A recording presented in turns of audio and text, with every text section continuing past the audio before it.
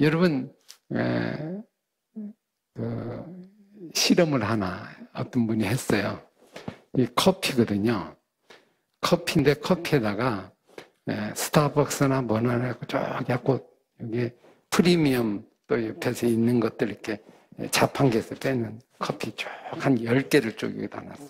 그리고 여기다가 스타벅스 아주 고급 커피 잔이고 여기는 그냥 자판기에서 뺀 거고 여기는 그냥 일반 있는 거고 그렇게 해서 쪼개놓고 여기다 가격을 매겼어요. 요거는 15,000원짜리, 요거는 7,000원짜리, 요거는 5,000원짜리, 3,000원짜리, 200원짜리, 300원짜리 이렇게 놓고 안에 커피는 똑같이 넣었어요.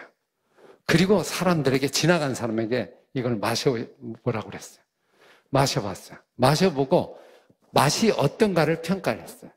그랬더니 전부 먹고 평가를 해달라고 그랬더니 평가가 다 달랐어요. 그런데 어떻게 달랐냐면 전부 대부분이 나온 그 조사자 대부분이 스타벅스나 이런 거에 액수가 많은 15,000원대 이걸 먹는 그 사람은 이거에 대한 평가를 어떻게 했냐면 너무 맛있다고. 이게 그냥 들어가자마자 뭔가 마음이 싹 하고 아주 미끄러듯이 들어간데 이 100원짜리는 영 맛이 이게 아니더라고. 그리고 다 해서 프로테일 냈더니 거의 90% 가까이가 그렇게 얘기하더라고요. 여러분, 우리도 동일하게 하면 그렇게 돼요. 맛이 달라지는 거예요. 똑같은 건데, 동일한 건데 형태에 따라서 맛이 달라지는 거예요. 거기에서 100원이라고 쓰면 맛이 갑자기 없어져 버린 거예요. 그래서 여러분 백화점에 좋은 비싼 거를 이렇게 옷을 사면 기분이 좋죠. 근데 사람들이 그걸 동대문 시장이나 똑같은 건데도 거기는 안 가요. 거기를 봐. 그러면 왜 사람들에게 이런 현상이 생길까? 여러분 왜 이런 현상이 생긴 것 같아요? 모양이 좋고 있는 게 좋으면 사람이 달라집니다. 생각이 달라져요. 근데 사실은 똑같아요. 이게 거짓말하는 거죠. 끊임없이 거짓말하는 거죠. 그거는 우리에게 중요한 이유가 있습니다. 우리가 가지고 있는 뇌는요, 이미 세팅된 거에 의하여 판단이 된다는 거예요. 이거는 상황과 상관이 없어요. 이미 비싼 거는 맛있어. 그죠? 가격이 있는 거는 좋은 거야. 이것이 이미 세팅이 돼 있어요. 그러면 맛 자체가 달라지게 되는 겁니다. 전혀 달라지게 돼요. 그죠? 근데 가격이 저렴하다, 싼다. 그러면 이건 맛이 없다. 그럼 우리 마음속에 이미 뇌 속에 뇌가 장착이 돼 있다는 거예요. 그러니까 뇌가 거짓말을 하는 거예요. 사실과는 상관없이. 그게 이제 보통 우리의 사람의 모습이죠. 여러분도 이제 공감하게 될 겁니다.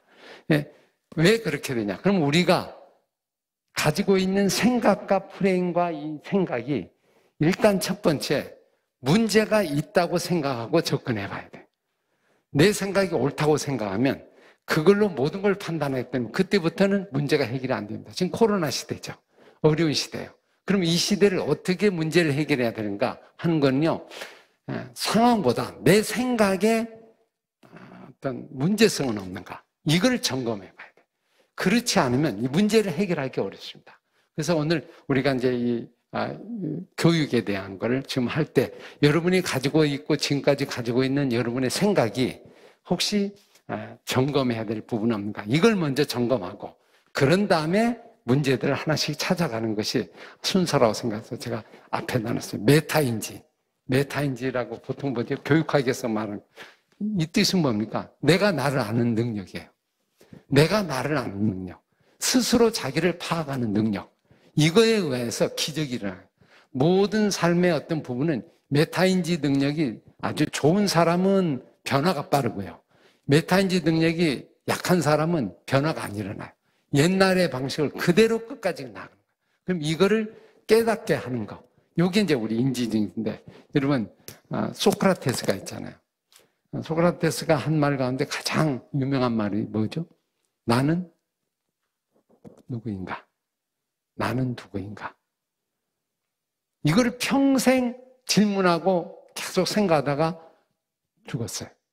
근데 철학가 대표자잖아요. 세상의 학문의 대표 주자예요. 나는 누구인가? 근데 내가 누구지? 이걸 알고 죽었어요? 모르고 죽었어요? 모르고 죽었어요. 근데 그 옆에 있는 학생이 선생님께 물었어요. 선생님은 나는 누구인가? 이렇게 했는데 선생님은 누구신지 아십니까? 그랬더니 나도 몰라. 그러면 우리하고 똑같게요? 너하고 나하고 다른 게 하나 있어. 나는 한 가지 아는 게 있어. 나는 내가 누구인지를 잘 모른다는 걸 안다는 거다. 내가 누구인지 인간은 뭔지 그걸 알고 있다는 거예요.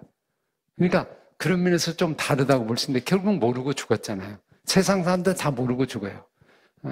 근데 문제가 생길 때는요. 내가 누구인가를 먼저 찾아봐야 합니다. 내가 지금까지 하고 있는 것이 바른 것인가를 점검해 봐야 돼요. 교회교육, 신앙교육 마찬가지입니다. 그죠? 하나님이 인간이 죄를 범하고 나서요. 창세기 3장에 하나님이 처음 나타났어서 첫 번째 한 얘기가 뭔지 아세요? 죄를 범하고 하와하고 같이 이렇게 나무 그늘에 숨어 있어요. 그때 하나님이 나타나서 첫 번째 한 말이 뭔지 아세요? 아담아, 어디 있느냐? 네가 누구냐? 그랬더니 아담이 알았어요, 몰랐어요? 몰랐어요. 저요, 벌거벗어서 숨었습니다. 내가 그거 얘기했니? 너는 누구냐 이 말이에요. 네가 여기 있을 존재가 아니지 않느냐? 이걸 물었는데 답을 못한 거예요. 그때부터 이제 결국 문제가 이제 어긋나게 된 거잖아요. 죄를 지으면요, 내가 누구인지를 모릅니다. 그죠? 내가 잘못된 걸 몰라요. 그래서 사실은 역사는 어떻게 하냐면 내가 누구인가를 알면서부터 회개가 일어나잖아요. 그때부터 이 변화가 일어나거든요. 오늘도 우리가 교육을 할 때 우리 교육자들이 주로 여기 나와 있는데요. 이 교육에 대해서 어떻게 생각을 하느냐. 내 그림하고 다른 그림이 있습니다. 이걸 한번 좀 우리가 이 시간 좀 생각을 해보려고 합니다. 그 다음 한번 보세요.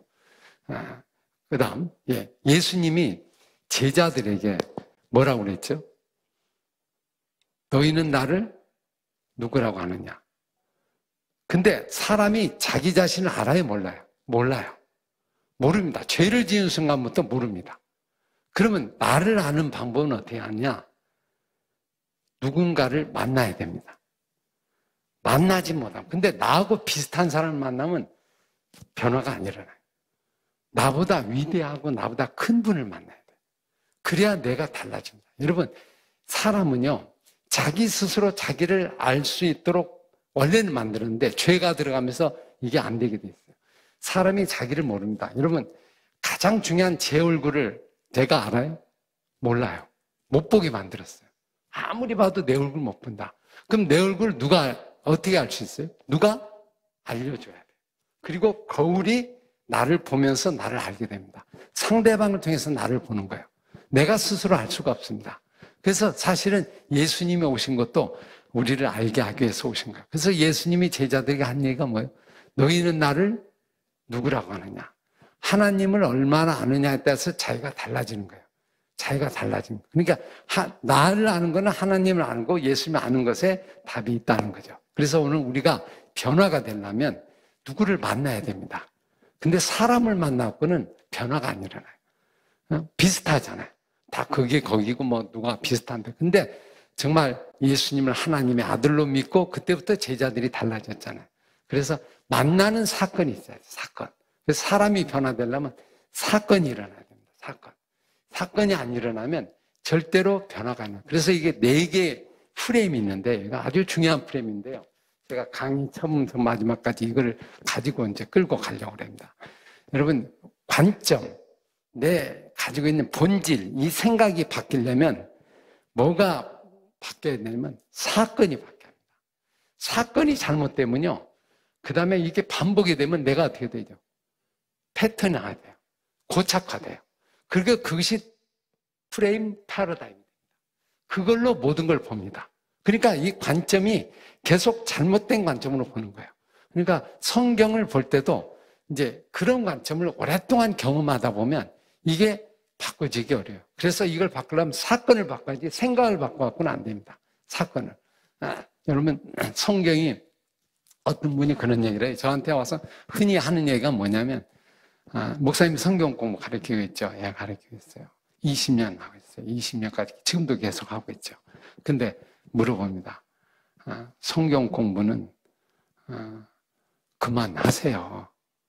뭐 이렇게 오래 한다고 머리만 커지고, 그리고 지식만 높아집니다. 변화가 안 일어납니다. 성경 공부해봤자 변화 안 일어나요.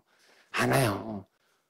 그래서 제가 마음속으로 그랬어요. 여러분, 성경 공부를 해서 성경을 읽고 성경을 해서 변화가 안 된다고 그러면 변화가 안 됩니다.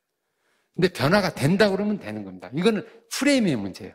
프레임이 딱 갇히고 나면 그때부터 그렇게 보기 때문에 안 보이는 거예요.